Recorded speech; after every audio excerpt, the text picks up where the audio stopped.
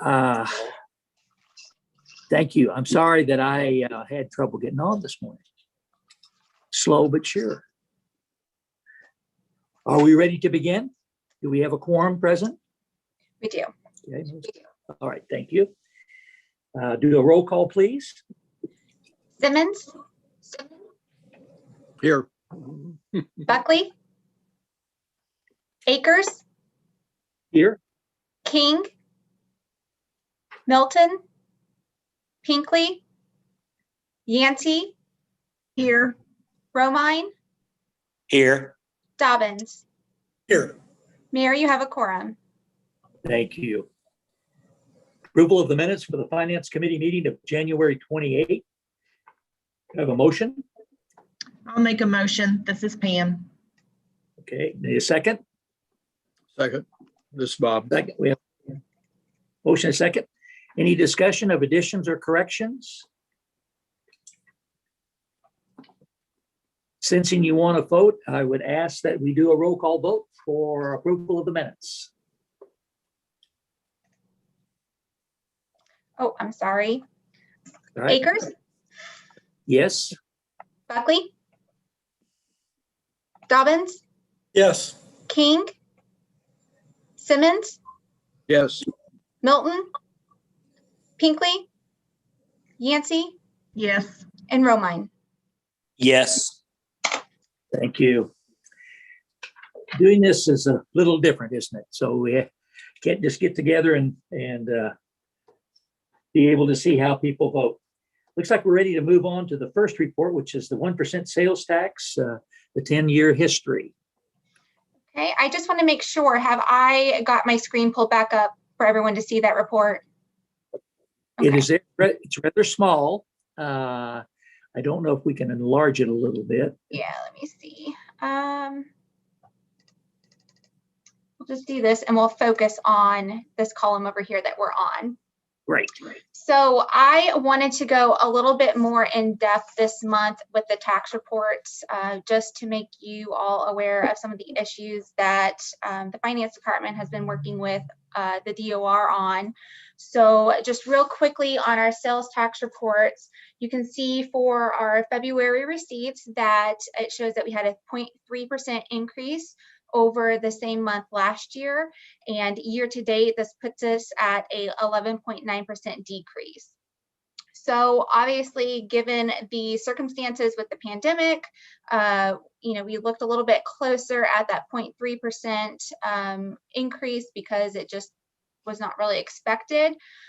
Real quickly, I just want to say when I went back and looked at what month the receipts actually came from, this month, we received an additional $43,000 than we did the same month in 2020 for October. So most of our receipts were from December 1st, and then we got a bigger chunk for October and then November.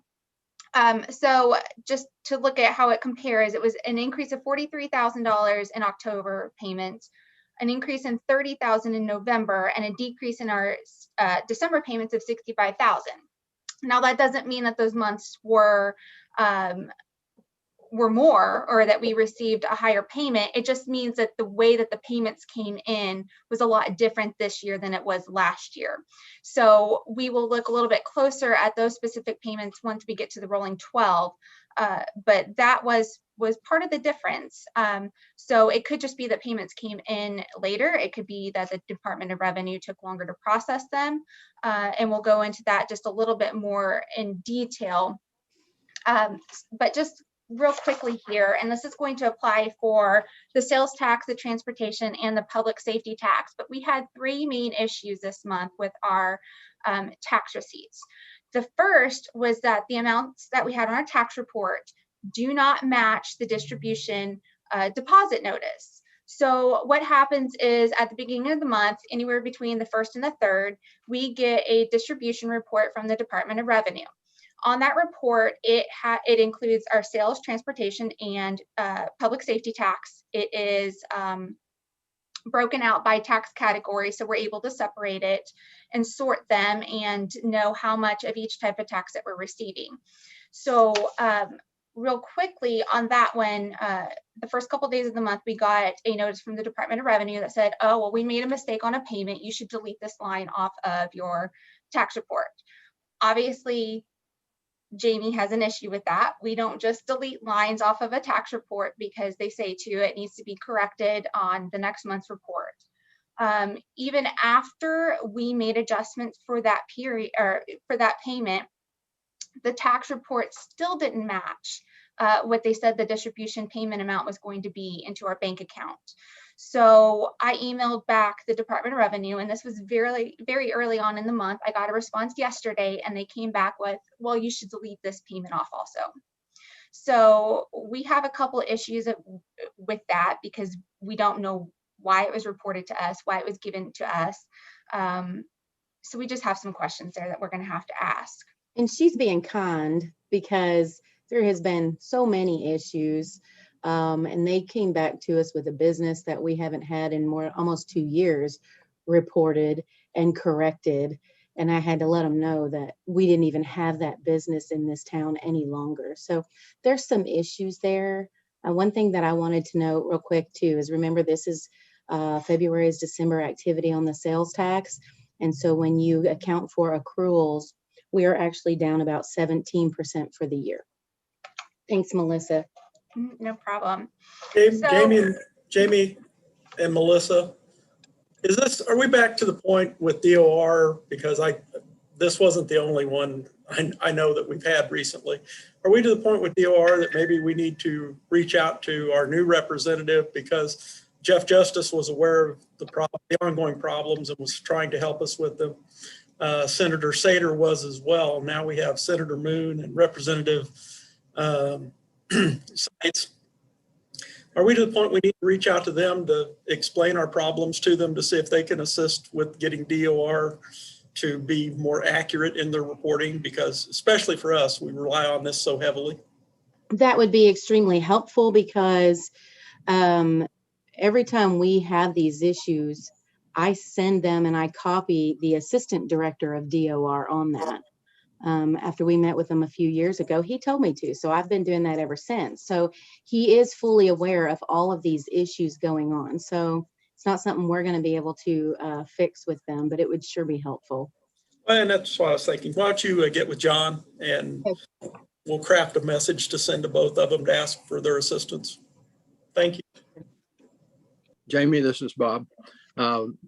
This is not just a bookkeeping thing. This is the actual receipts that we have a disagreement with. So it is the money coming to the city from the state, right? Yes. It's not just, it is reports, but it's also deposits and not agreeing and not tying. And so there's some issues. Mm-hmm. And this isn't the first month that it's No. happened. Mm-mm. This month, it just seemed like there may be more issues. So like Jamie said, we got a pretty substantial payment for a closed business. It was reported on an entirely different, for each location that you have in town, you have a different location ID. So this was reported on an entirely new location ID. We could say, well, maybe it was for online sales or for something else like that. But even that, it doesn't make sense. Something is not tying. We reached out to DOR on it. Jamie reached out and tried to help with it too, and we're just not getting answers on it. The last major issue and concern that we have is we had about 60 new businesses on this tax report, but 30 of them I could not get addresses for. So I don't know what type of business they were. They could potentially be a special event where they're a one-time thing that comes in and happens, and they may not necessarily have an address. They could be online sales, but we can't get any information on it. And when we reached out to DOR, their response was basically, well, each taxing district is responsible for watching and making sure that any new businesses are actually making payments to your district. And we do that because when we have a new business come in and they're applying for their business license, if they're making retail sales, and by retail, I mean any type of taxable sale, they have to provide us with their Department of Revenue sales tax license with their location address on it. So we do watch for that and we do monitor that. but clearly something is missing in it. And we provide the Department of Revenue with a list of addresses, maps of our taxing districts, everything like that. So Mhm. something somewhere is not tying, and we're just not getting answers or ways that we can help to fix it. And this is a monthly issue, so it's Mhm. obviously costing us more hours of review. So it would be nice if we could get it fixed. So I'll reach out to John and we'll move forward with doing whatever we need to do. So moving on from that report, the next report is our 0.5% transportation sales tax. So it's essentially going to mimic our general sales tax. It was up 0.3% for the month also, and year to date is down 12%. Just a quick note, I don't think I mentioned this, but our February tax receipts are mostly for December business activity. Our last sales tax report here is going to be for the public sales tax. So it was down 0.1% for the month, and it's down 12.1% for the year. Any questions or comments from the committee? All right. Moving on. Okay. So our next report here is our tourism tax history. So as a reminder, this is the tax that we collect here in office. So whenever we're reporting our January receipts, this is actually for business or for December business activity. So we were down 11.4% for the month. And that also puts our year to date down 11.4% since we only have 1 month reporting so far. And this is just those same tax receipts, but broken down by category. So you can see for the same month, amusements were up 36.5%. Our theaters were down 39.6%. Hotels, motels were down. Campground was up. However, nightly rentals were up. And then restaurants and concessions were down, but not as significantly as theaters and hotels and motels. Does anyone have questions on this report? It's interesting to see that the obviously we have new amusements online with the aquarium and so on, which would help the amusements be up. But that shows good activity for January, quite frankly. Well, I mean, yeah, for December. this, Yeah. Yeah. Okay, so the next report here is going to be our rolling 12. So I mentioned before that we received more tax receipts than we did last year for both the October and November filing periods. So I just want to note real quickly down here, November, we're still down 24.2%. This is actual business activity month. So these are our tax receipts put back into the month that the business actually occurred. And then October, we're looking at down 8.6%. But for comparison, last month, whenever I presented this report, because we go back and I'm even updating all the way back into 2019 as we're receiving tax payments. Last month, our October was down 15.2%. So you can see that the additional dollars that we received did make a difference in the size of that decrease for that business activity. And then the next page, this report, this is the rolling 12. So if November was year end, at this point during the pandemic, we've seen a decrease of 18.1% in our economic activity. Are there any questions on this report? any committee members have any questions or comments? I don't have a question, but I do have a comment that we've been watching deductions, so I thought I would share a little good news. I was notified yesterday that with our folks from Ballparks of America, because we have a what they refer to, the Little League folks and everybody refer to as rational laws and ordinances. We have gone from 300 teams out at Ballparks of America. They have doubled to 600 teams that have already signed up this year to come visit us, which I think will help to improve our economic outlook. Awesome. Okay, our next report here is our tax payments, where we remove the payments that are restricted to TIF. So for the month, let me zoom in on that a little bit there. So for the month, we are seeing an increase of 49,000 in spendable tax dollars. However, year to date, we are still looking at a decrease of 197,000. I do just want to quickly note that on this report, you will still only see the Branson Landing and the Branson Hills. Although we have started collections on the new aquarium, we cannot report that because that would be giving out private business information. So you will not see the aquarium receipts on this report going forward. Okay. And that also applies here to our tourism tax report. We saw an increase of $10,000 in spendable dollars. So that means that, that those dollars were spent outside of our TIF districts.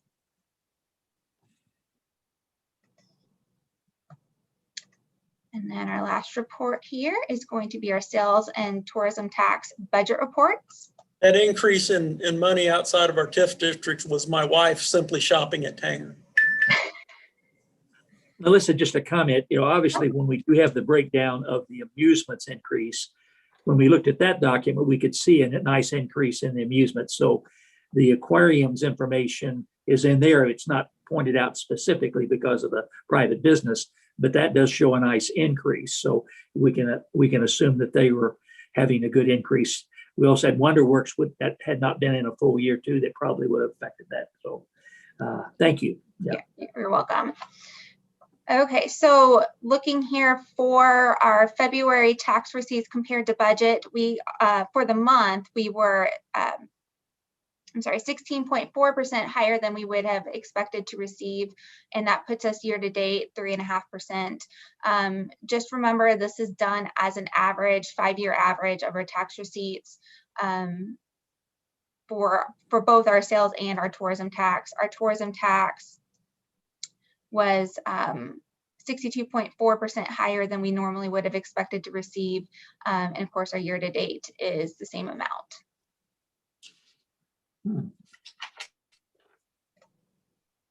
And that concludes my report, unless anyone has any questions.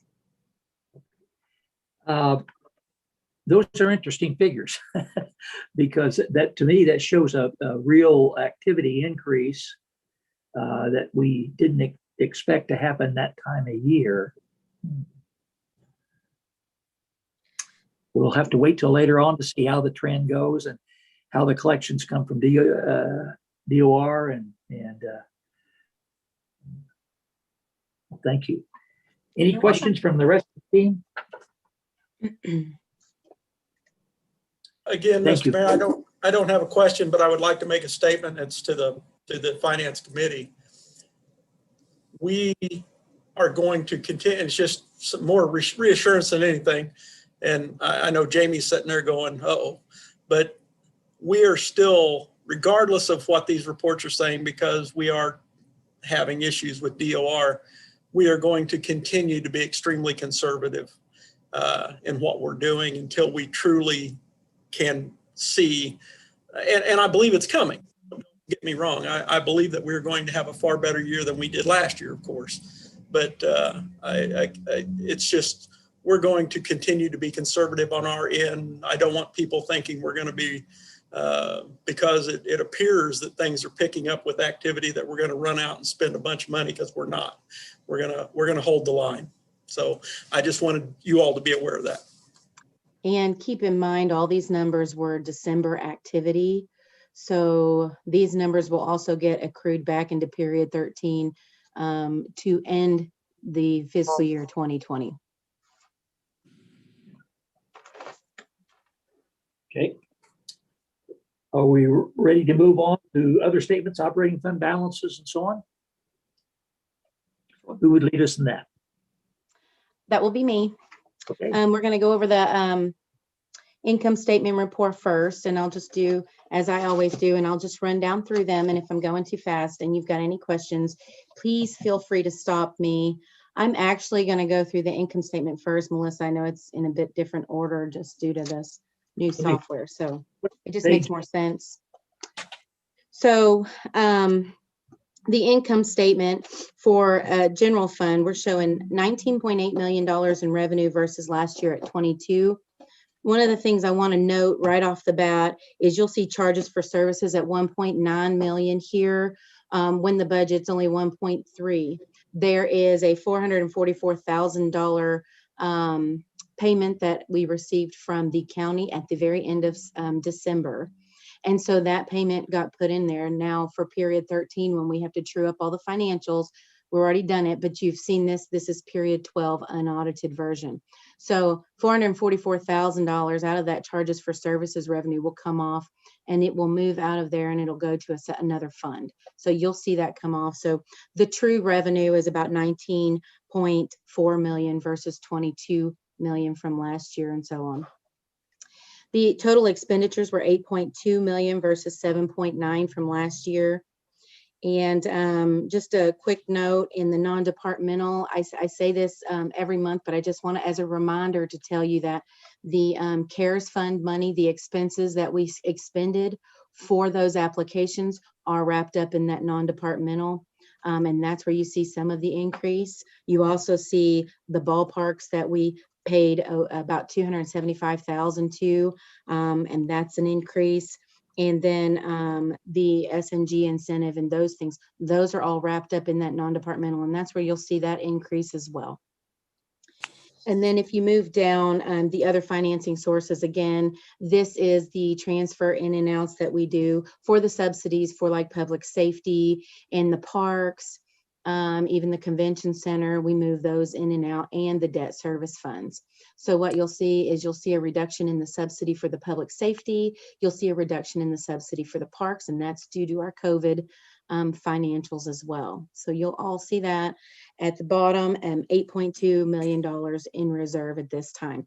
Keep in mind what we call period 13 is putting all of our accruals, which means putting the actual services and activities back into the year that it belongs. And so that will be coming out when we present our full financials for the 2020. Any questions on the general fund? Hey, Jamie, Yes, sir. if you roll back up to the revenue section and you look at year-to-date revenue where we actually ended, and then 2020 budget, I mean, so those numbers are pretty close really, which is good. And then you look at 2019 actual and 18 where the dollars for budget, that's just our conservative nature when we budgeted for 2020, correct? No adjustments in there? Right. I mean, you can see if you take the $444,000 off the total revenues, it'll go down a bit. But it's still, given the COVID nature, we still did okay, given that we were down 17% overall. Yeah.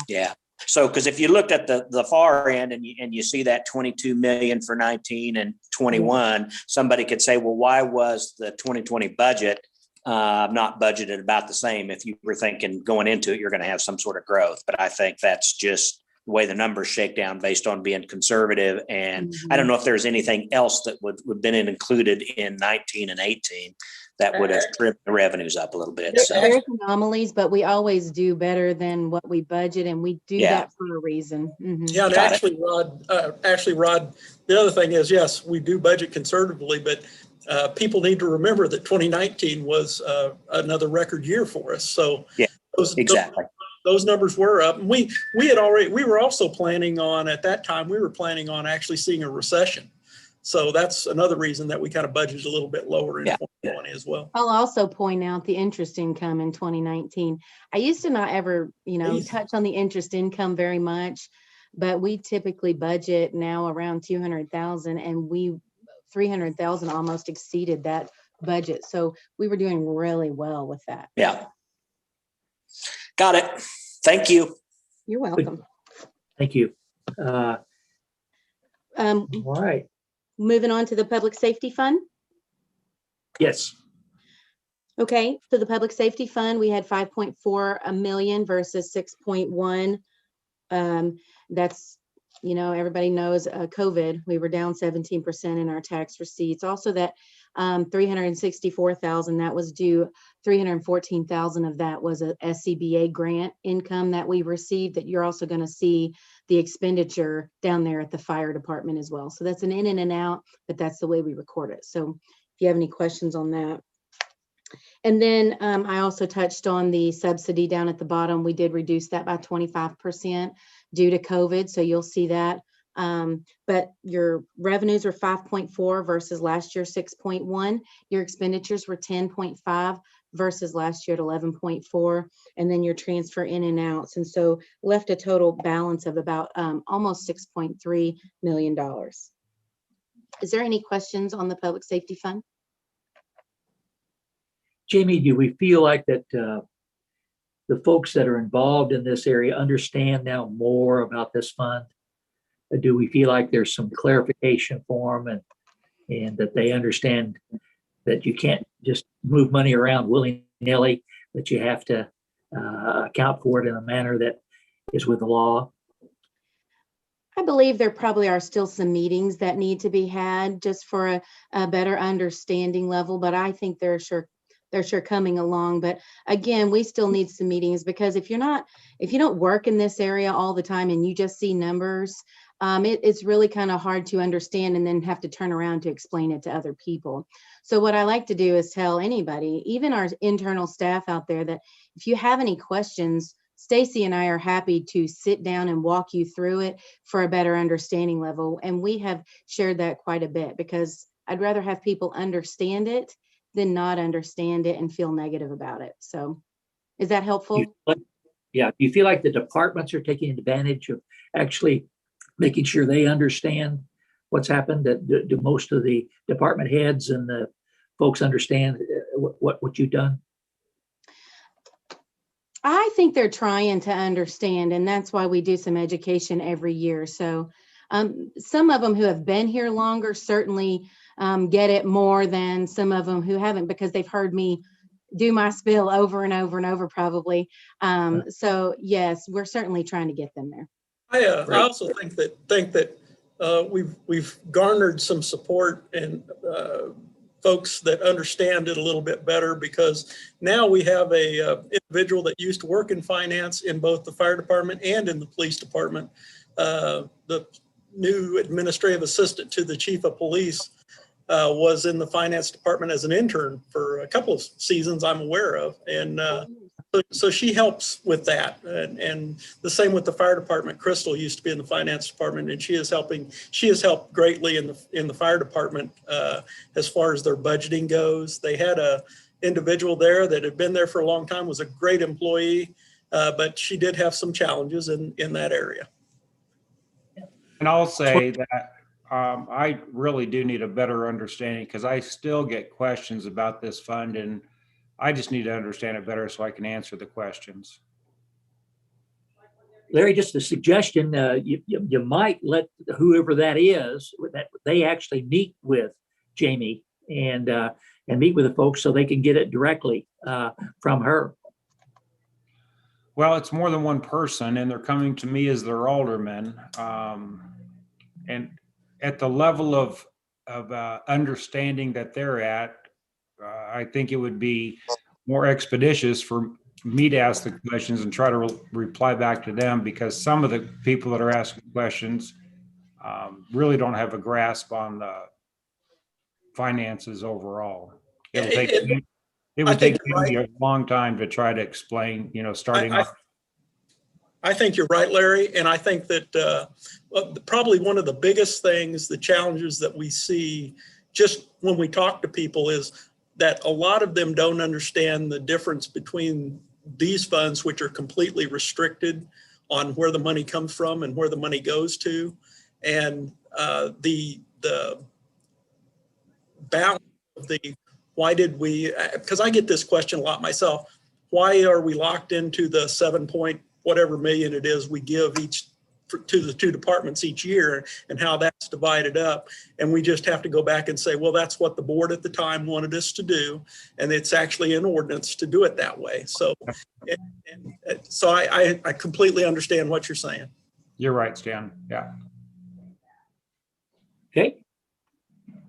Hey, Jamie, you ready to go? this is Pam. I'd just like to commend Jamie and her staff. I come to her I reach out to her all the time because I get questions all the time. And before I speak, I always want to make sure that I'm giving the correct information. And there's never been one time that I've reached out to her that she hasn't offered to sit down with this individual to go through. As a matter of fact, it was just yesterday that I reached out to her about this particular fund with some questions that someone had posed to me. And she always graciously offers to sit down with anyone. She is always willing to sit down and answer questions. And so I just want to thank her for that, because she is always a great resource. And if you haven't sat down with her and gone through this, I would encourage everyone to do that, because she can explain it very well where you can really understand it. So thank you, Jamie. I appreciate your help. You're welcome anytime. Thank you. Yeah,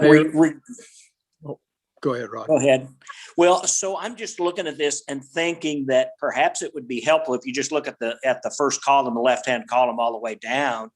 And if you would then say, if you're looking at operating transfer out to capital projects fund, $500,000, and then out to the right, just put a little narrative or if that would be helpful as a tool for people to look at, to say, okay, what is that? Where does that $500,000 go? Where does that $250,000 go?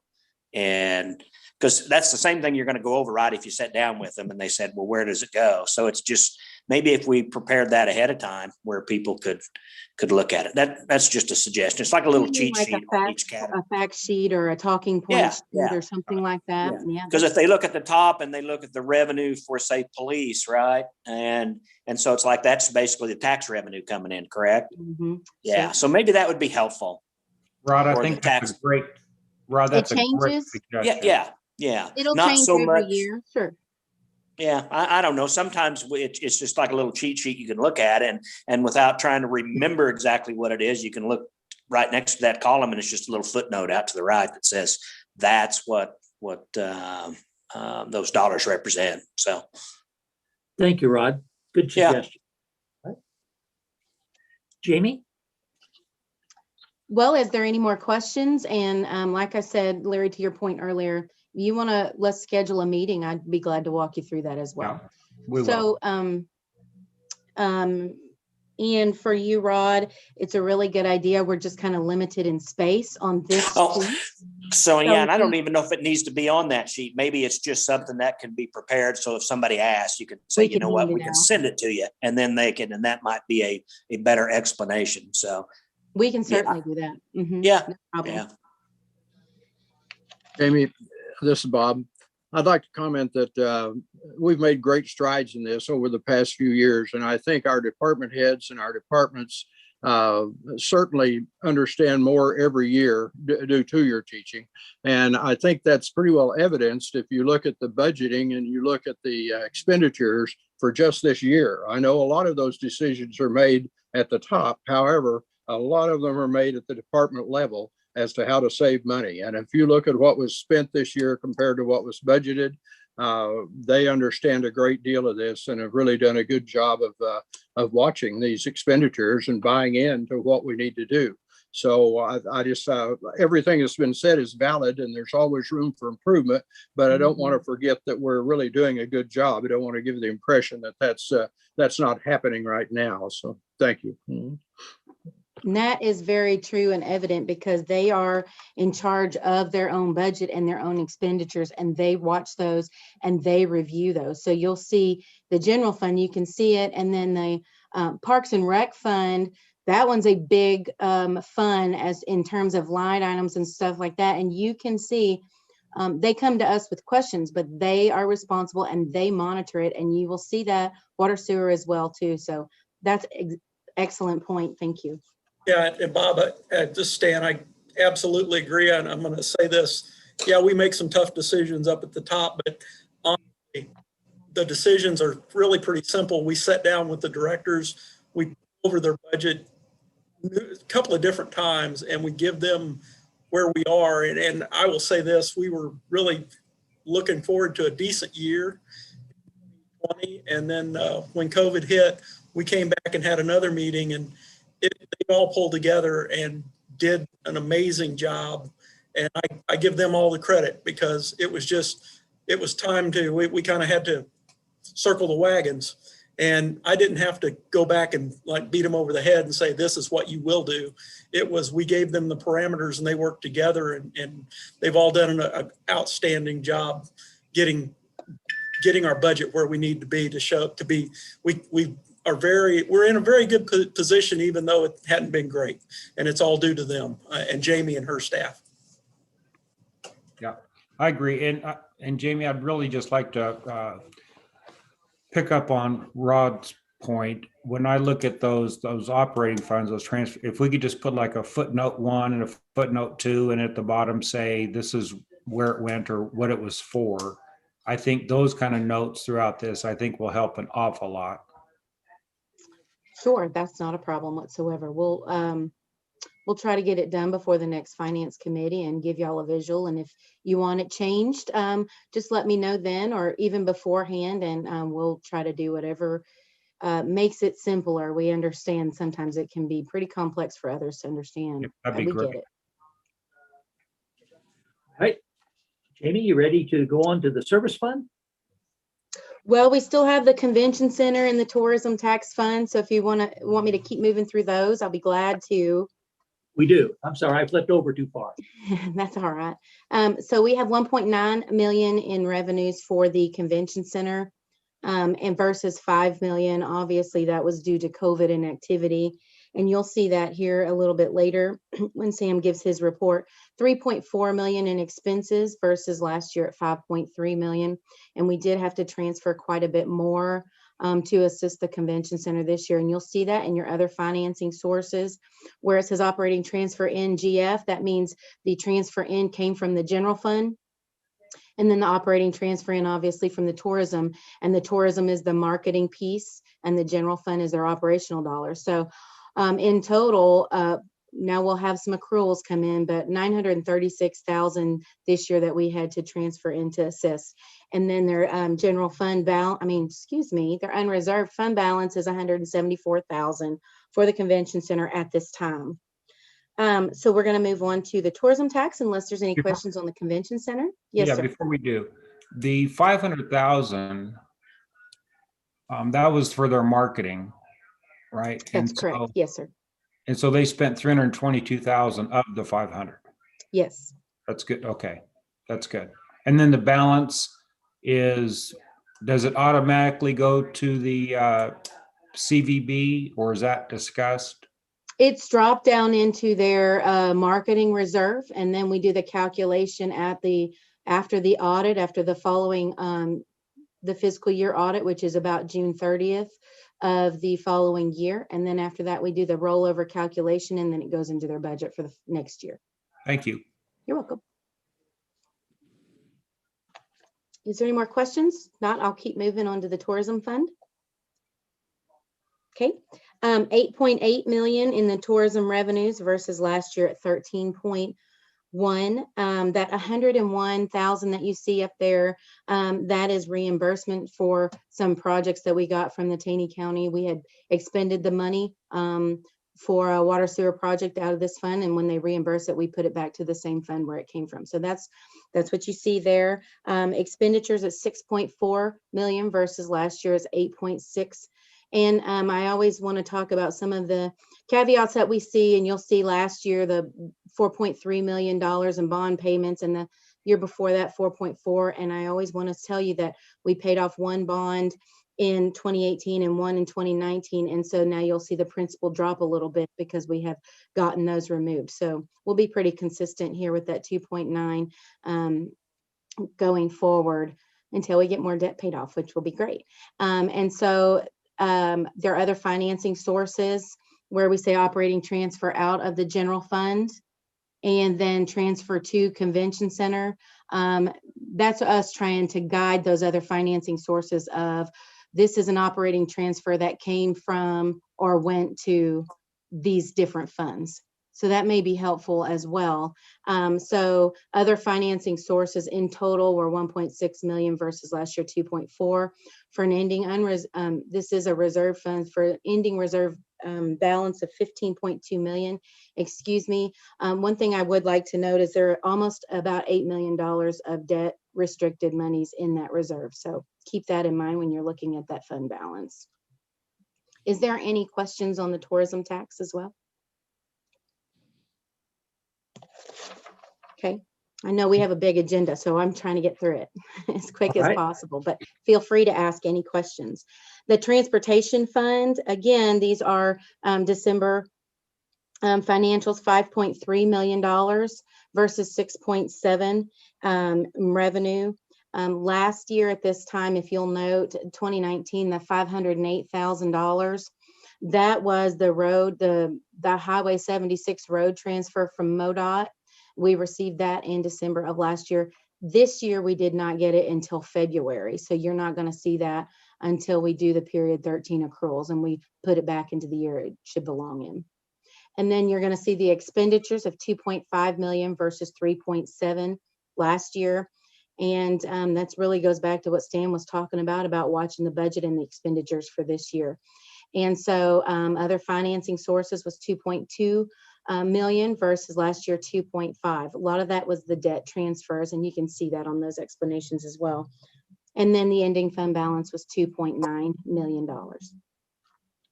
And then we'll keep moving. Is there any questions on that one? Okay, so the next one is the TIF debt service. And this one is the money's coming in from the TIF and the money's going out for the debt. And you'll see the other financing sources down at the bottom was 2.5 million versus 4 million. Melissa, if you'll scroll down just a tad, please, on that one. Thank you. And the ending balance is 15 million. Keep in mind, that balance is due to debt service reserves based on the debt that we're paying down at this time. Okay. And then the next one is, this is what we used to refer to as the Branson Meadows TIF.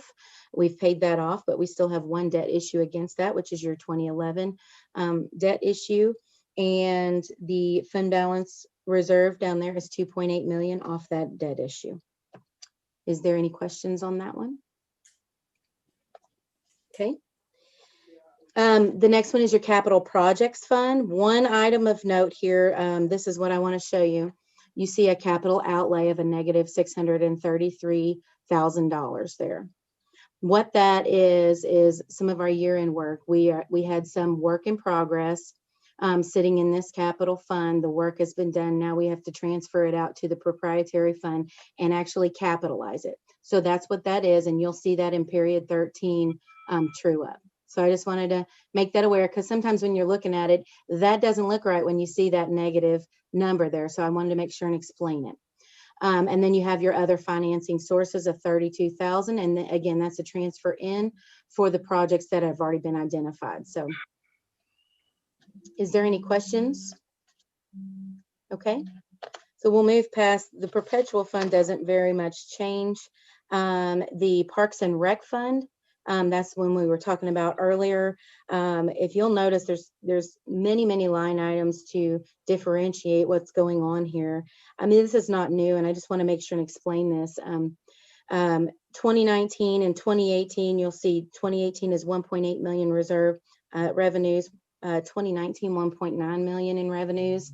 And then our actual was 1.5, which is a fluctuation of give or take about $400,000. And then if you look at the expense, you'll see the same thing. So you can look, and this is one that's easier to identify because they had 2.5 million in expenditures last year and turn around and have 2.1. So that shows you that they were watching it and trying to make sure that they remained balanced. And I will tell you, even with the expenditures last year, we did some raise increases and insurance increases and all that. So they had to go above and beyond the 400,000 revenue reduction to try and make it balanced. So I like to use this fund as a very good example of what Stan was talking about earlier. So the ending balance there is 907,868. Again, keep in mind, we still have some accruals to do, and you'll see that in the end result, but this is a really good picture for the year. Okay, is there any questions here? Okay, we'll keep moving. Water sewer fund. Again, you'll see that in the consumption reports a little bit later, but consumption is still remains down, which makes sense. Year-to-date actual for the revenues was 9.4 million versus last year 9.6. We did receive a you see the $526,000 intergovernmental revenue, and that is reimbursement from the county for some of those projects. So that was very helpful. And then the total expenditures was 11.6 million versus 12.3 million last year. We didn't remember during COVID back in May, we did cut capital projects, we cut one-time expenditures and all those to try to really balance that. Again, you can see that in these numbers. Ending fund balance reserve is 67.7 million, keeping in mind their actual unrestricted amount to spend is less than 4 million here. Most of that fund balance reserve is assets. Okay. And then we'll keep moving unless there's any questions. Thank you. Okay, then, yes, sir. Thank you. Keep moving. Okay. Yeah. The next one is the 145 water sewer, and this is large capital. This is mostly paid for by the tourism fund. Again, there wasn't too much going on right there. You'll see a contra expense down there, but that's the entry that we do when we capitalize the assets when they're put into service. So your unreserved fund balance in that is 6.7, keeping in mind we have more than $4 million of projects. So the actual spend amount is a little less than 2 million there. And you can see that if you tie it back to the balance sheet, you'll be able to see what's work in progress tied to capital versus cash. Okay, keep moving unless there's any questions. Okay, the next one is the 146 fund, and it has a fund balance of 673,000, and this one is the operational capital or a smaller capital that the operations from the water sewer pay for, and that's what that one is. And then is there any questions on that one? I don't want to move too fast, but I'm trying to leave some time for the other reports. Okay, so the next couple of financial statements, those are internal service funds that we started a couple of years back.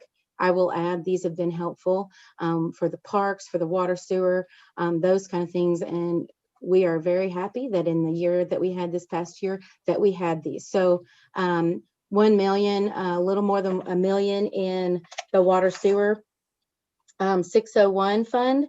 The next one is the public safety.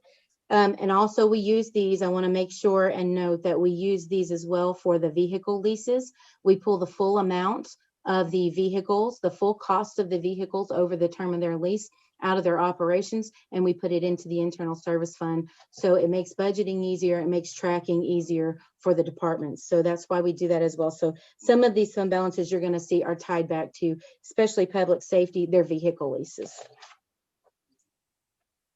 And the next one is the internal service fund for parks. And they have 138,000 there, and I believe 2 vehicle leases left on that.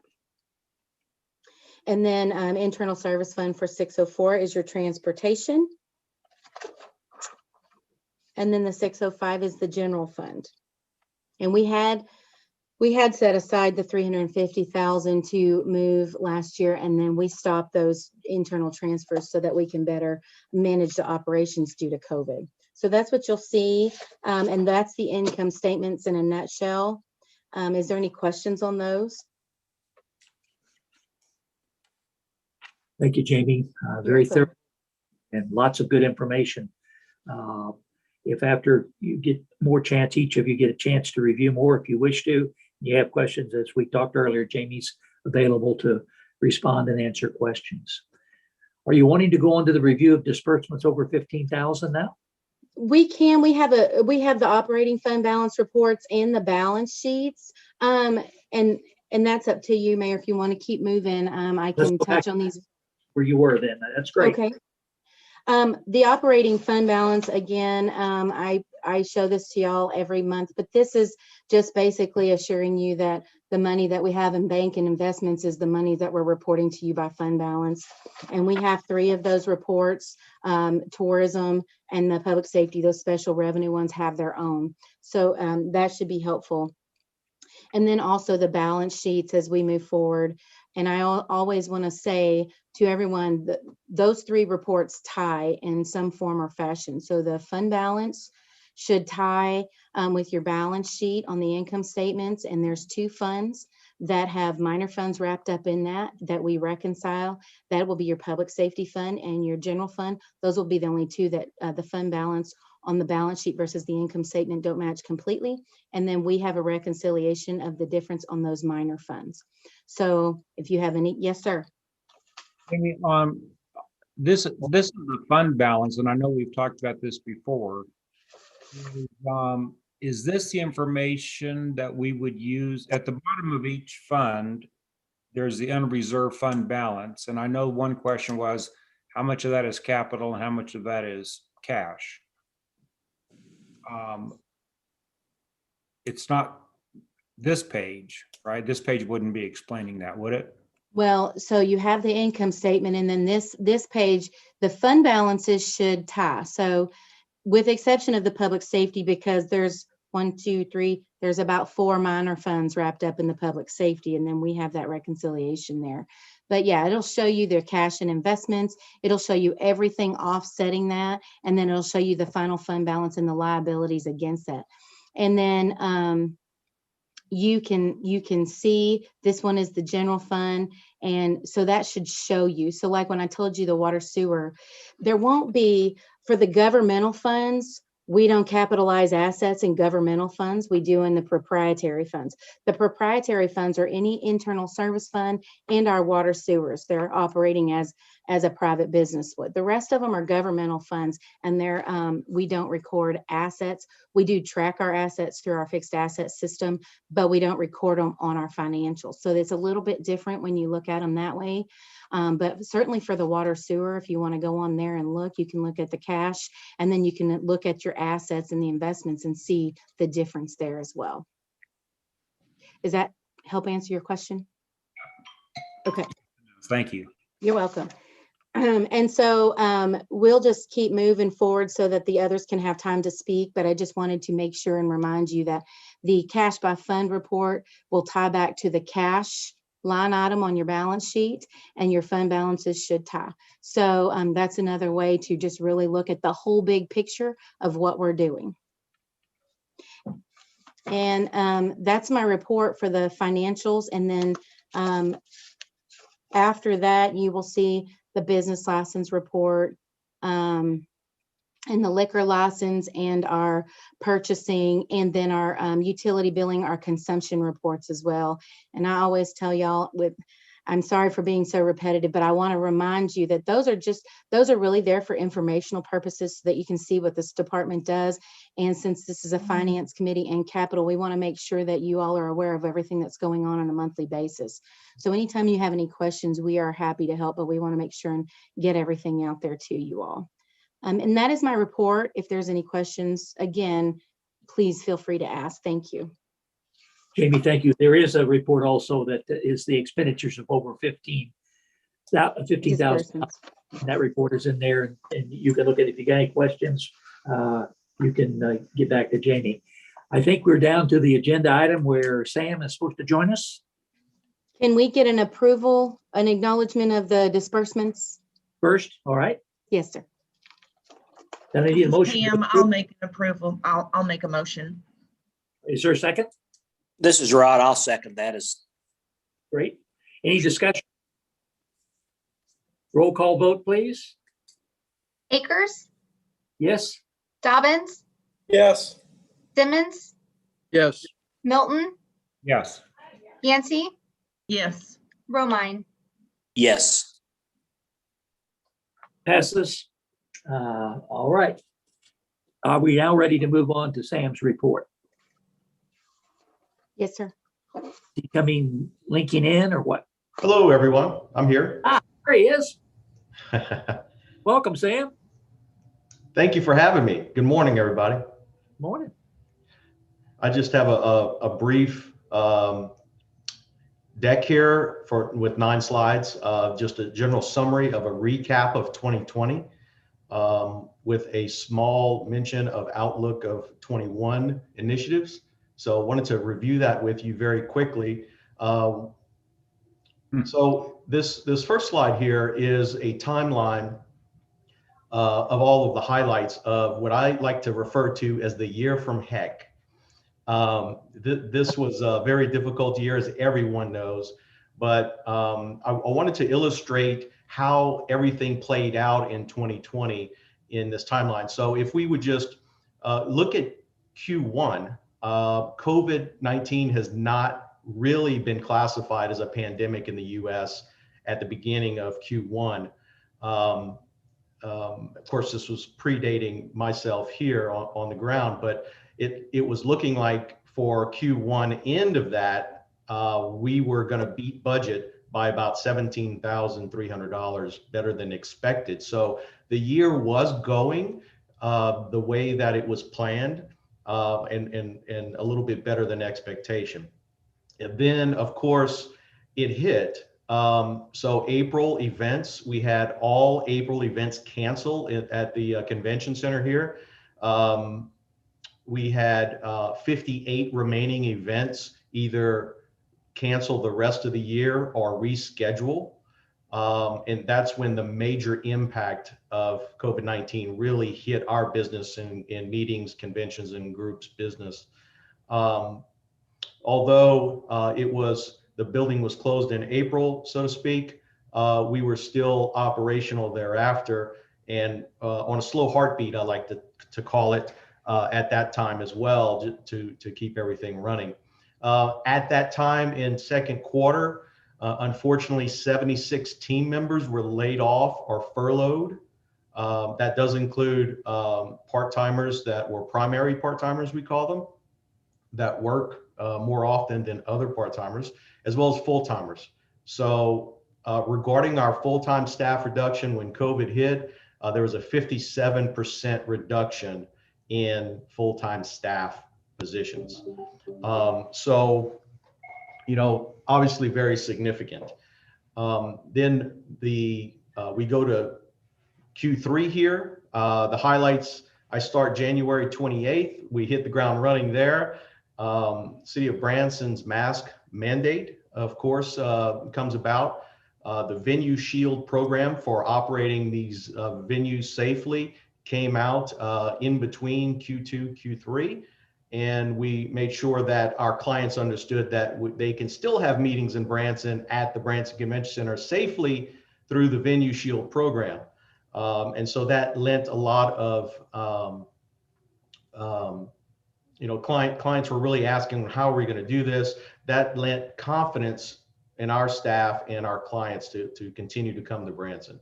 You can see the bottom fell out in Q3 here financially. We were $518,000 over budget versus actual because of all the cancellations from Q2 and the rest of the year. So what we started having remediation occur at that time, right? The same month that I got here, we reorganized the staff structure. We did continue the furloughs and we had additional layoffs. Then we roll into the fourth quarter, and that's when the COVID vaccine was announced. And when it was announced, that was a plus and a minus for us. The plus was to certain clients saying, yes, we feel good that there's going to be a vaccine. And then others were saying that, hey, I'm going to wait until my people get the vaccine to plan the meeting. So there was a little bit of give and take there. But the operating levels, we did try to maintain the cancellations at a minimum for erosion, but we did end up with a $1.4 million deficit at the end of the year. Now that versus what was budgeted is about a $500,000 plus variance. So, it was certainly significant, but yet an unprecedented time, as you can see. I'm sorry, the variance was 934. If you go to the next slide. So this is a graphical representation of what we're just talking about.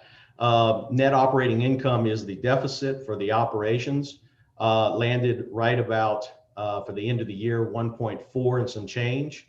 Not sure why the economic impact and the net impact numbers came as value there. That's probably a cell error on the transfer to the presentation, but you're looking at $50 million and some change of economic impact.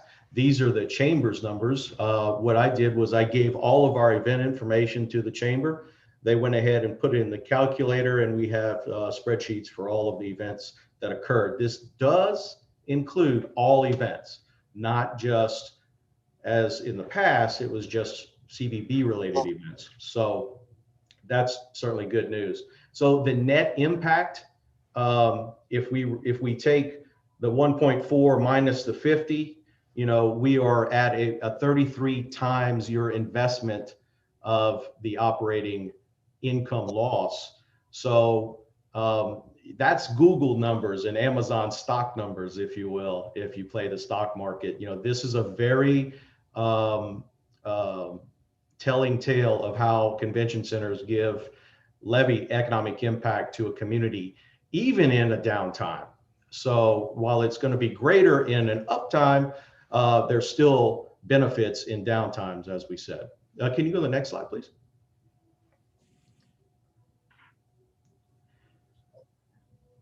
So this is a comparison of expenses and revenues, actual versus budget. You can see the total revenues is really what was impacted. We were at about a $3.3 million total revenue in the budget. Our actual came at 1.4 million, obviously due to the pandemic.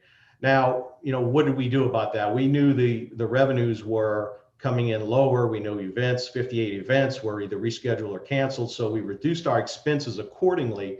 Budgeted at 3.8, we came in at around 2.9. That 2.9 does include advertising expenditures. So if you look at the bottom, the recap there, here's a little bit more detail. The year-end actual number of event days, we ended up in 2020 at 175 event days, which is still really good. You know, in a crisis moment, versus 268 budgeted. So we had about total out of 2020, 93 less event days versus what we thought we would when we first did the budget back in 2019 for 20. At the end of the year, we counted up that it was a total of 63 events that canceled or rescheduled. Which represents almost $2 million in lost business. And you can see there the adjusted gross income we just went over, total indirect expenses we went over. So the net income gain or loss actual, not including the marketing fund, was very significant there. So you can see the effects of what happened in 20. Next slide, please. There's a little bit more detail to recap, and it just gives you a little reiteration of the income and expenses, but it does include what 2019 had as actuals. So this is a really good comparison of a great year versus a horrible year. So, you know, without adding in the advertising expenditures in 2019, it was 121,000 or so of profit. And then if you look at 2020, you know, that tells the tale for sure. So very interesting when we get to the indirect expenses here. Now, these are reductions only that were physically done by, I guess, you know, myself, once we see that the revenues are down. So we reduced the net salaries and benefits there, as you can see, budgeted 2.2, it came in at 1.4. And then on down the line here are reductions in contracted services operations, and a very large one was utilities, which of course, lack of events or lower event amounts, should I say, does affect utilities, but we also did mitigation efforts for that. So, total expenses mitigated 1.2, almost $1.3 million of action, I call it. So even with that said, I carried over that economic impact number just to make sure that we all understand that, convention centers are built for economic impact and they print money for everybody, but almost themselves. So that's certainly a telling tale. Yeah, next slide, please. You may have seen this in the last presentation, and I wanted to give you an update on that. This is the COVID impact comparison of 2020 versus budget for our competitive set. Some of these numbers did not change because some of these buildings were closed. So they gave me their estimate, which became their actual, which was right on because they were closed. So we ended up, as you can see, still better. We were still better than our competitive set, even though we lost 93 event days and we came in at a $1.4 million deficit operational budget. So you can look at Century Center lost 323 event days. They're completely shuttered. So, that was not a good situation for them as well as others. Shreveport, my old market there, they lost 304 event days. That's incredible.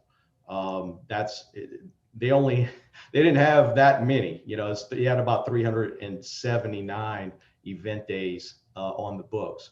So, that certainly gives a good comparison. Next slide, please. So this is a culmination of the 2020 customer service scores that we received. Now, we did not receive as many as we would like back. I think COVID got a lot of people distracted on a number of levels, but the ones that we did receive, here are our percentiles. They are pretty much customary in the percentages, give or take 1 or 2 percentage points here and there. But what I like to look at here is the last one. Prior to hosting an event, the customer perception of what their service would be was about 87%. But after we serviced their event and they came here, we treated them right, they had a 95% approval rating. So we've changed their minds by executing properly. I love to see that one. I put in a little testimonial there from Wally Marshall, which is one of our largest events that we had last year. He hosted the VIP banquet. At that VIP banquet, I'm not sure if you knew who were there, but a lot of ownership sponsors and a lot of VIPs were there, from Ranger Boats, the CEO of Bass Cat, a lot of other people that will actually come back and have their own corporate meetings at our building. So you can see that he had really good comments there. Next slide, please. So here's a little bit of recap of what we did and a little bit of what we're going to do. You may have seen this in some form for the last presentation, but I did tweak it a bit. Currently, we have 9 less full-time staff.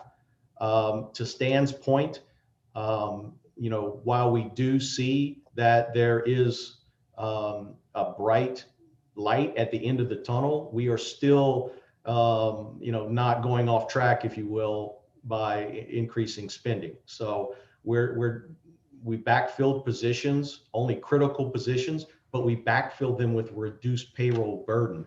So that certainly helped, as well as the reorganization. We're currently looking at a utilities audit, and we are trying to get a reclassification from Liberty Utilities on the type of kilowatt hour rate that we're charged.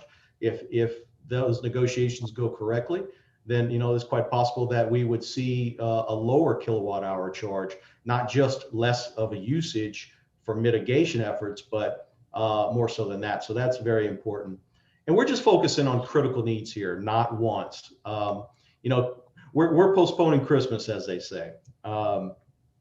Increased revenues. What are we doing for that? I talked about the Venue Shield program a little earlier. Venue Shield is actually a revenue factor, because if the clients do not have the confidence that you're going to operate their meetings safely and host their meeting safely, then they will look elsewhere or just cancel their meeting altogether. So we view that as a revenue source.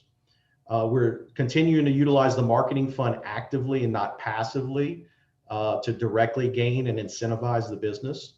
I've made a presentation to the Hotel Motel Association, which is the lodging association, of course, and the Chamber and CVB board did that yesterday. Talked a little bit about this, which is the triad team approach. The three-legged stool, I call it. It's the Hilton, the Branson Convention Center team, and the Chamber. So the Chamber, all three of us form a triad with a mission statement and aligning our goals so that we can go out and team sell together, evaluate business, see who we want, see who we may not want, and see what kind of dates and shoulder dates we can fill. So we're going out, we're doing this together as a team approach. And to that point, we're doing a team sales blitz. We're compiling 3,000 contacts. You might say, wait a minute, it's a lot of contacts. Well, there's a lost business roster that we need to tap into. Why did you not come to Branson? Is it a date conflict? Is it rate restrictions? You tell us, because we want you back. That's the type of thing that we're doing. Out of rotation, what have you. Another initiative that we have is our partnership opportunities here. It hasn't been touched on in the past here, and that is to offer sponsorships and partnerships within the convention center. I'll give you a good example. We hired Wisdom, which is a data marketing company, to evaluate whenever a large convention comes into town, where do the delegates go? What do they do? Which restaurants, which establishments do they go to and visit? So we'll have proof of that, and we'll increase our partnerships through that. So if a good example is the Haygood show, not to single out a show, but as an example, there's no reason that we can't have a synergy with the theater industry here, to where after 5 o'clock, the meeting's over, what do? So our event services department now is going to act as a concierge for Branson's assets. We're going to say, okay, meeting planner, what are you doing next? After 5, your meeting is over. How about we have a private show for you, or we give you discounted tickets to a show here? So we want them to stay possibly a day later, maybe come in a day earlier to extend that stay, get more hotel motel taxes and direct sales taxes through that. And all of that can happen just through working together. Next slide. That's it. So are there any questions or comments? Any questions for Sam? Hey, Sam, this is Pam Yancey. I was fortunate enough to see this slide yesterday, and I commended you yesterday on your triad team sales approach, where you're working directly with the Chamber, CVB, the Convention Center, and then the Hilton sales team. I think this is so key critical for the success of our convention center, for our city going forward. So I want to thank you for making that a priority. I also want to ask you, I'm sure that you too have seen that Forbes named Branson one of the top, it's number 4 in the top 10 places to travel in America right now to avoid the pandemic. Do you expect to see any increased interest in booking things at the convention center because of this article? Absolutely. Any articles like that on a national scale bring attention to Branson and the whole destination. So, the more the merrier, as they say. And that just validates through a third-party media outlet as an example of what great things that Branson has to offer, especially during trying times. So absolutely, it helps. It's positive, and that's exactly what meeting planners and attendees look for.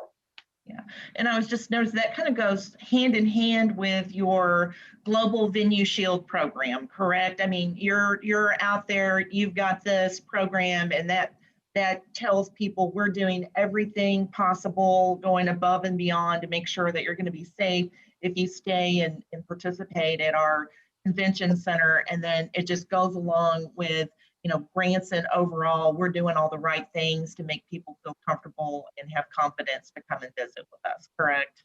Absolutely. In fact, you know, Branson has the same standards with Venue Shield as the NFL stadium in Las Vegas, the new Allegiant, you know, the Raiders Stadium, or the Cardinals Stadium, or the Saints Superdome.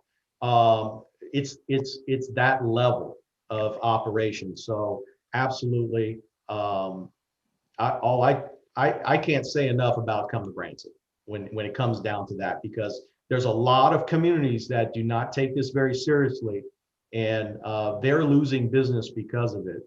When I say take it seriously, operational. They need to understand that there's a new way of operating now. We appreciate you. Thank you, Sam. That's Thank all you so much. my questions, comments.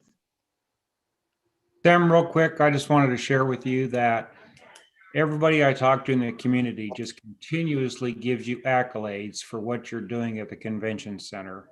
Thank you. I did note in your financials that in the first 6 months of the year, the convention center lost about 500,000. You come on board in July, and so the last half of the year we lost 1.4 million. Just kidding. I think you're doing an excellent, excellent job. Thank you. Thank you so much, Mr. Milton. I do appreciate that. Any other questions for Sam? Sam, appreciate the report. Good job of bringing us up to speed and making us aware of what's going on. Maybe all this work and all this stuff we've been through may be paying off for us in the future. And the fact that you guys were able to stay open and be able to work with people and to plan ahead is going to show benefits in the future. And I appreciate your vision and your work for the city of Branson and for managing the convention center. Thank you. Thank you, Mr. Mayor. It's a pleasure. All right. We ready to move on to another report? Sam, thank you. It looks like the fifth item is the request for an amendment to Appendix A. It's a fee schedule. That's right, Who's going- Mayor. Yes. There you are. I'll jump right in. Good morning. Glad to be with you all this morning. So this is regarding our technology fee that the city charges our users of CitizenServe. CitizenServe has been online now for about a year. And from all aspects, we believe it has been hugely successful on what we were trying to accomplish, especially given all the challenges of 2020. It was great to have this online platform for our customers and citizens to utilize. We had started out with only 16 seats when we first formed our agreement with CitizenServe, and have added 9 seats since then, with a total now of 25. And that's spread across 7 of our 11 departments, which is really great. A lot of departments have been able to utilize it in addition to just the plan and development department. When we first presented this idea of an online solution to help with building permits and planning requests, we wanted to obtain the software, but have it pay for itself. We didn't want to impose additional costs onto the city and our budgets. So we came up with the technology fee as a way to bridge that gap. As opposed to just jumping right in, we decided to put more of a toe in the water first with a technology fee of $10 for our building permits and $5 for our planning requests. After the advantage of a year's worth of use, we were able to see we collected just under, or just over, depending on how you look at it, $9,000, just under $10,000 at $9,385, or 25% of the city's cost for that software. I do want to highlight that 3 of our users are in the police department, so we don't want to muddy the waters that their use of the software is not part of recouping the fees for their use. So looking at how many permits we get on an annual basis and our fees and such, trying to bridge that gap again, we are recommending to increase the technology fee for building permits from $10 to $30, and for planning related requests from $5 to $15.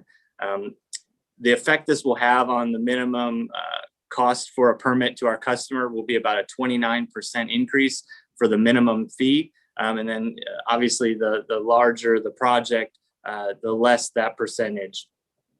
So just wanted to provide that information. So staff recommends approval of this, and we hope you can do the same. And obviously we'll have to go onto the Board of Aldermen next and get their approval for this to be implemented. But happy to answer any questions, and again, appreciate your support.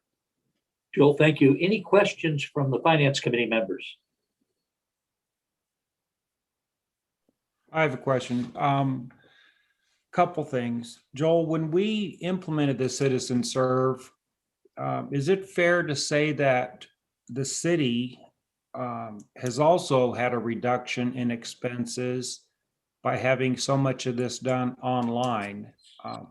Yeah, absolutely. We've noticed efficiencies. To that point, we used to internally, we had a review policy of 15 working days to give first comments for any building permit. We've now reduced that down to 10. So we took off essentially a whole work week of review time to speed up our building permit process. One of the things in addition to this review that we'll be doing this year is fees for building permits and all planning requests, and evaluate them against how much time they're taking staff, so that we can hopefully present updated fees for not only our technology fee, but all of our other fees as well. It's just our contract for Citizen Service coming up, and we wanted for this to pair with that item to the board in the coming weeks. So one question would be, I'm sorry. So one question would be, instead of increasing the fees to the residents and businesses, if we offset what the city is saving, would it be necessary to increase the fees, I guess? Yeah, our building fees have always been way out of line. We tried about 5-6 years ago to have a 3-step process, 3-year process to bring those in line. But after the first year, that effort was paused, and we haven't been able to increase those fees. I do anticipate that we will see a reduction in our processing fee. After we go through that, it's just too early to say exactly. The goal of this is just to really highlight and have the technology fee represent that portion of the city's costs that go into reviewing building permits and planning requests. Again, as a 29% increase, and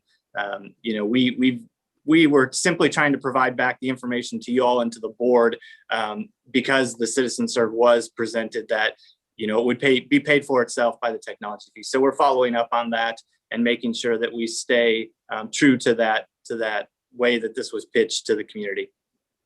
Okay, but there's 2 ways to pay for it, right? One is to increase fees, and another way to pay for it is the savings the city will recognize with Sure. having less man hours in this process. Hey, Joel, I've also got, maybe this would help for me as well. I'm always concerned to make sure that our fees are basically the same or very close to the same as our surrounding communities. So if we could look at that as well before it gets to the board. Sure. Nixa, Ozark, Springfield, those areas, business. Yeah, Springfield does have a technology fee. Again, I haven't looked at it recently to know where it's at. They annually update their fees, so it changes all the time. But all the other municipalities haven't adopted a online software system yet, so they don't have the technology fee. But we'll look into it and make sure we have that information. Sure. Well, yeah, and even with Ozark and Nixa, I realize they don't have the actual electronic, but if we could see what they're charging. Total fee. Sure. Yeah. I understand. Hey, Joel, I think when we first started looking at purchasing Citizen Serve, there was this breakdown, I think, between departments. There was frustration on the part of our citizens because things took so long, and you just addressed, how taken, cut something down from 15 days to 10 days. So customer perception or citizen perception of how we now are able to utilize Citizen Serve, I think has been a very positive thing. You've got a lot of positive feedback from our folks that have been coming in and reaping the benefit of a more efficient way and a quicker way to get this done. Is that correct? Can you talk a little bit maybe about what you've heard from the people who've been able to take advantage of this? Can you share that a little bit with us?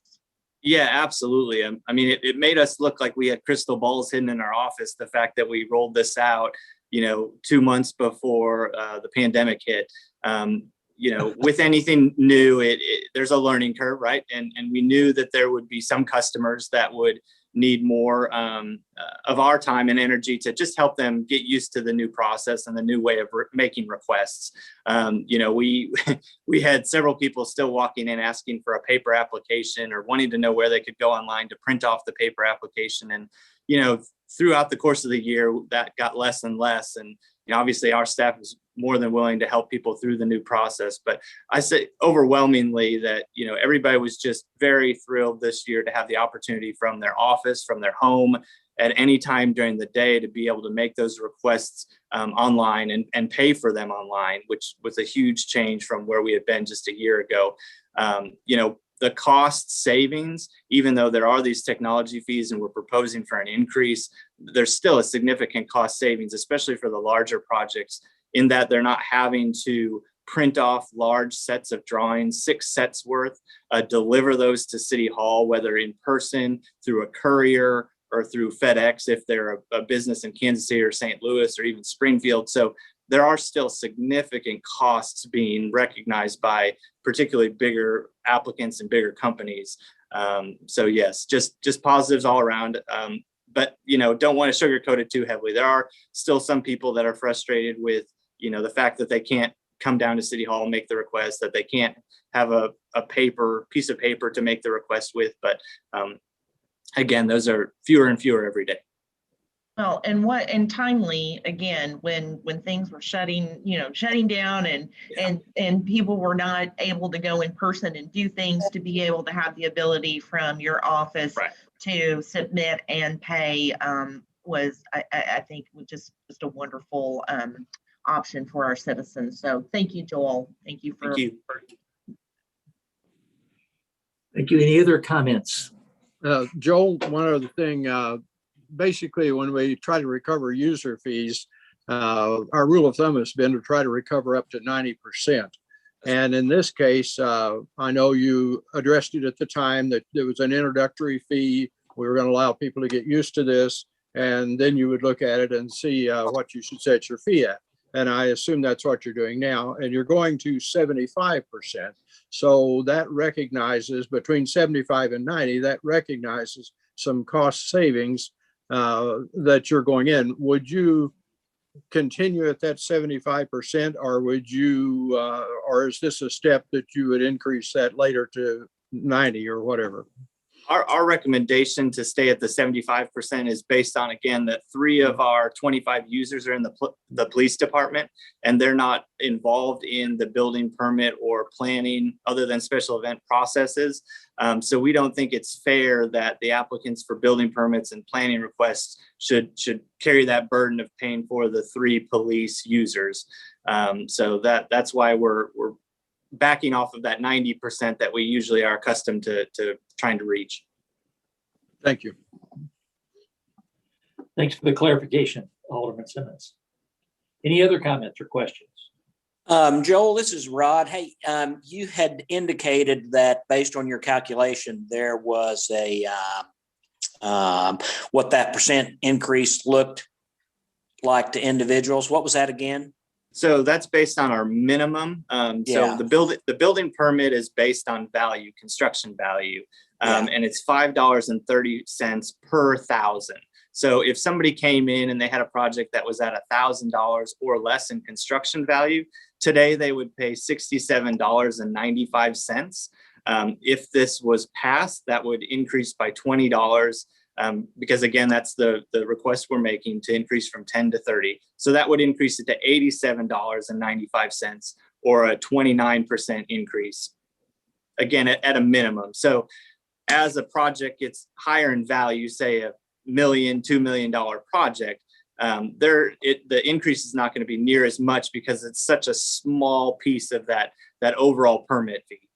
Yeah. So that might suggest that you would look at maybe tiering the fee in some fashion, but that may be way more complex than we want to get into as well. So yeah, we've talked about over the last couple of years trying to adopt the International Building Code's recommendation of fee structure, which is based on square footage, not value. And that's definitely something this year we're going to take a harder look at than any years past, because we believe the city is losing some additional fees there by people not reporting the exact amounts that they should be, because value, it's tough really to kind of sit down with somebody and argue about value of construction project, but square footage of a building is square footage of a building. And so it's a lot less subjective process. Sounds good. Thank you. You're welcome. Joel, are you looking for the finance committee to vote to move this on to the alderman's meeting? So we've always understood the finance committee needs to provide a recommendation that can then be carried forward to the board of aldermen. Okay. Is there anyone willing to make that motion? I'd make that motion. Mr. Simmons? I'll second that motion. This is Pam. Pam Yancey makes a second. Any additional discussion? Are you going to provide, wait a minute, are you going to provide that list of where you compare the set fees with our peers around Branson on that? Will you have that to present to the aldermen before they make the final vote on this, Joel? Yeah, absolutely. We'll include that with our staff report before the board of aldermen. Absolutely. Okay, thank you. Then no more comments from me. Thanks, Pam. Roll call vote, please. Simmons, Yes. Akers, Yes. Milton, Yes. Yancey, Yes. Romine, Yes. Dobbins. Yes. Thank you all so much. Recommendation going to the alderman. Thank you. I believe the next discussion item is Appendix Fee Schedule, Chapter 14, Animal Ordinance. Who's leading that discussion? There's Jeff. I believe that's me, Mayor. Thank you. Thank you. So the police department has animal control under our umbrella. And we were asked a couple of years ago to review Chapter 14 Municipal Code, which is the animal ordinance, and come up with recommendations to align our practices with those of industry standards and other municipal best practices. So that's what we've done. We've presented a couple of times at the ordinance change a couple of times at Board of Aldermen study sessions. We've taken it to 25 community stakeholders, veterinarians in the area, commercial establishments that have animals in their performances, and then some of the vendors in town that sell animals as well to get feedback. And we're coming today to talk about specifically the license fees being added to that proposed ordinance.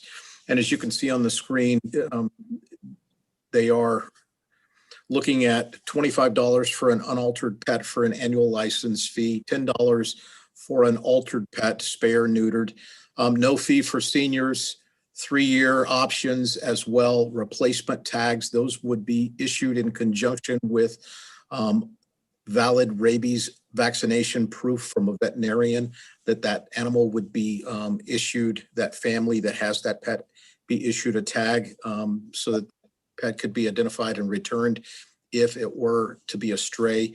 Late fees, and then adding fees for some new definitions for a guard dog. This would be a dog kept in a secured lot at somebody's business overnight, that kind of thing, potentially dangerous. Now we're getting into some court issued definitions after some processes and procedures after a dog bite, a potential dog bite, and things like that. Annual license fees after a determination by a court for potentially dangerous dog or a vicious dog. And then the annual renewals for those dogs listed there at the bottom. And once again, as Mr. Dobbins said, we have looked out to other jurisdictions to see, first off, if other jurisdictions around us are doing these. Not everybody does these. Greene County does not do one. The city of Springfield does not do animal controls. Greene County does it for them. Greene County only has fees for vicious or dangerous dogs. The other agencies or other municipalities around us do have fee schedules. They're not at this level.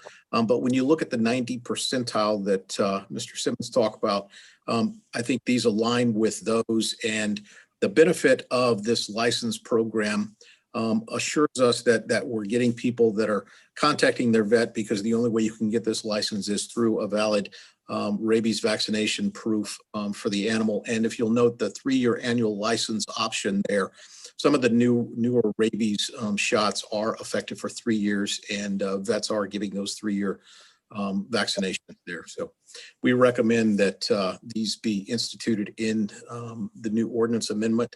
And Mayor, just as Mr. Hornicle was talking about, bringing it before the Finance Committee to get recommendations to take to the board. Thank you, Chief. Any questions from the committee members?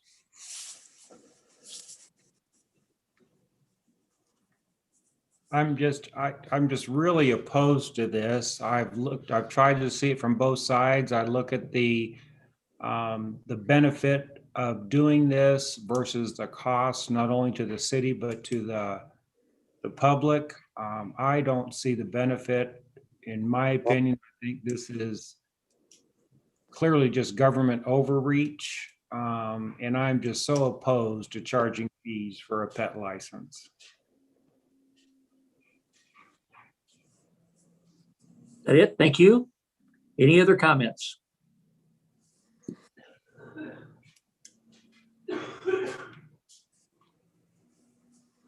Since they want a recommendation, is anyone willing to make a motion to put this before us and get a second?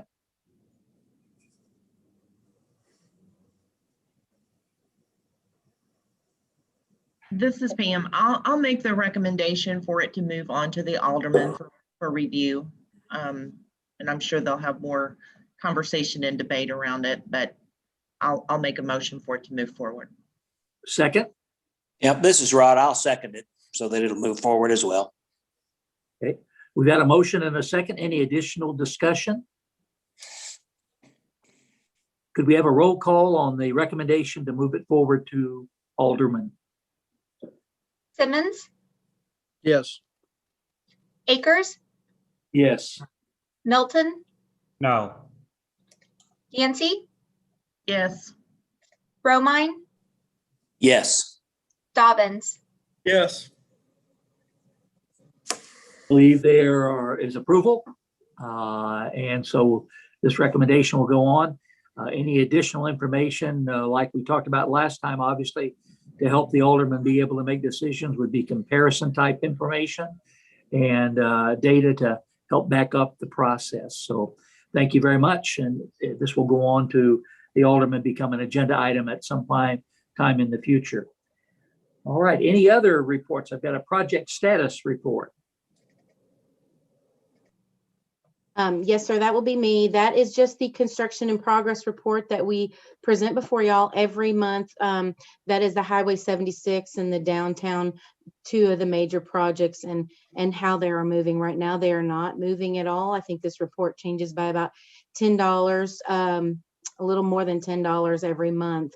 But I still want to keep it before you. When those projects start back up, you'll start seeing it move a little bit more than you have in the last couple of years.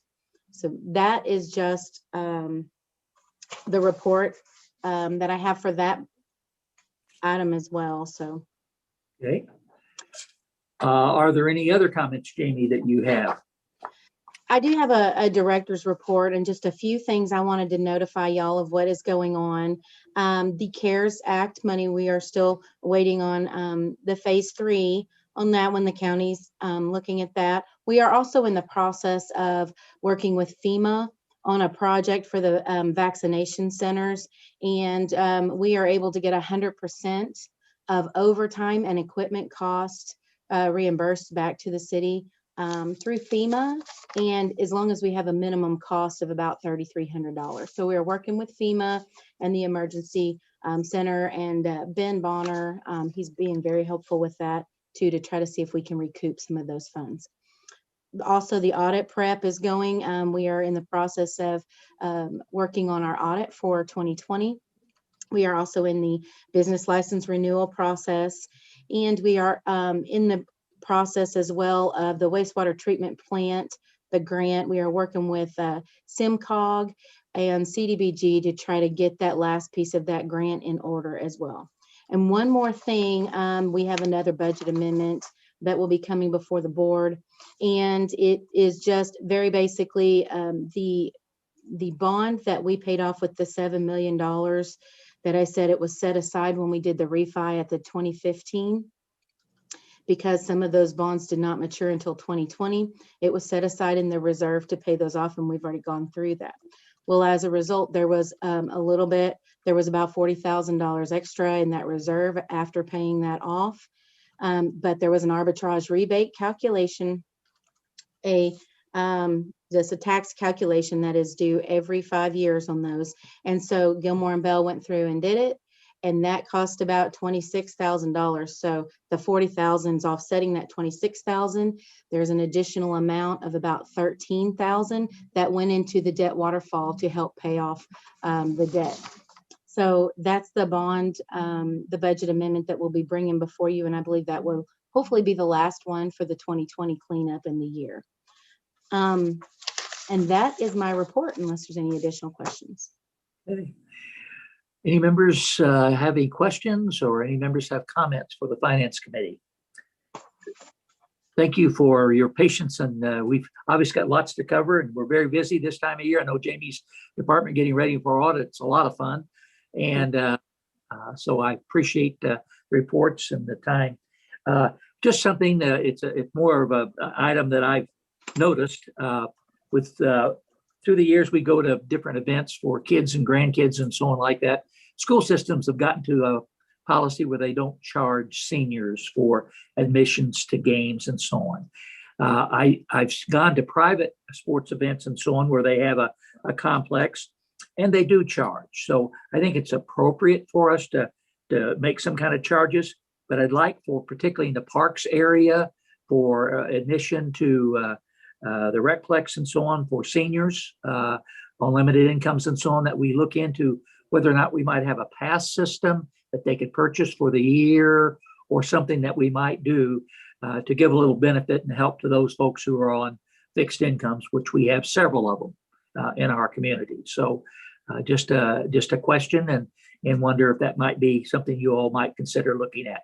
I know it'd be a loss of revenue for events and so on, but I think it might be a real nice gesture for our community. I'd be very in favor of that, Mayor. Any other comments or questions? Thank you all very much for your time today. Thank you for being faithful and helping our city move forward. I'll take a motion toward adjournment, please. So moved. Motion's made. I'll second. Seconds made. Thank you. We'll Thank vote you, by roll everyone. call. Akers, Yes. Dobbins, Yes. Simmons, Yes. Milton, Yes. Yancey, Yes. Romine. Yes.